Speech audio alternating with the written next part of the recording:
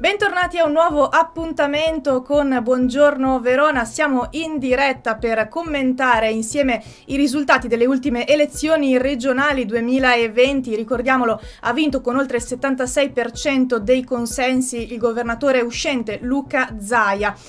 Ma chiaramente c'è anche l'opposizione adesso, che è composta dalla coalizione di centro-sinistra e nella lista circoscrizionale del Partito Democratico di Verona ha vinto Anna Maria Bigon, con cui siamo in linea, in collegamento in questo istante. Buongiorno Anna Maria. Ci sente? Bigon, ci sente?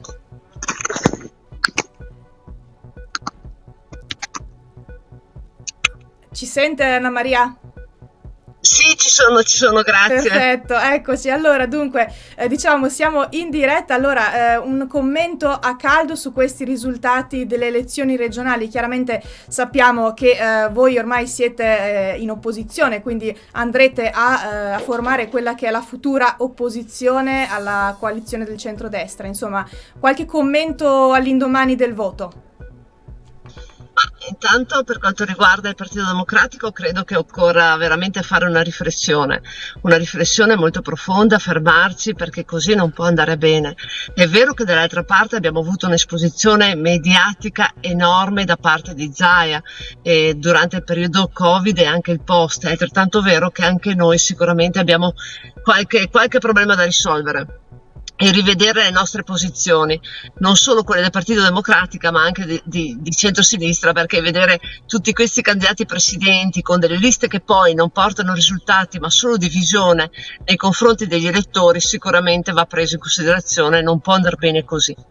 Certo, Tra l'altro noi avremo un problema enorme, perché la legge elettorale della regione non ci permetterà, con i numeri che abbiamo, nemmeno di chiedere una commissione che serve un quinto del consiglio. Per cui avremo dei grossi problemi, dovremo lavorare tanto e l'opposizione appunto è composta, per quanto riguarda il Partito Democratico e la lista di Lorenzoni, da 8 persone, da 8 consiglieri regionali, e per cui la farà da maggioranza bulgara sicuramente il centrodestra. Noi dovremo lavorare per cambiare la situazione, ma soprattutto partendo da queste ceneri per ricostruire il centrosinistra e soprattutto il Partito Democratico. certo, chiaro. Ecco, invece per quanto riguarda i risultati del referendum costituzionale per il taglio dei parlamentari, insomma, sappiamo che anche qui c'è stata un exploit di voti per il sì. Insomma, lei cosa ne pensa di questo risultato? Ma allora, io ho portato avanti il sì e l'ho fatto anche convintamente, anche se c'è un limite molto, molto evidente, che è quello che manca una legge di riforma. Doveva essere affiancato a questo referendum, assolutamente. Per cui, scusatemi, per cui doveva essere affiancato, e non è possibile un taglio dei parlamentari, dei senatori, senza una legge a fianco di riforma, della semplificazione della legge. Partiamo da qua, perché il Partito Democratico deve assolutamente portare anche il resto, altrimenti insomma non è possibile accettare questo referendum. L'abbiamo fatto, io ho portato avanti, abbiamo vinto, adesso occorre fare il resto. Certo, è chiaro. Bene, allora ringraziamo Anna Maria Bigon del Partito Democratico per essere stata con noi. Grazie, Grazie e insomma, in bocca al lupo, buon grazie. lavoro.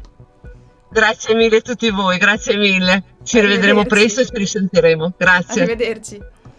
Benissimo, allora noi continuiamo con le nostre interviste e prossimamente, insomma tra poco, saremo in diretta con Filippo Rando, l'assessore allo sport del comune di Verona, che anch'egli è risultato vincitore nella lista Zaia Presidente.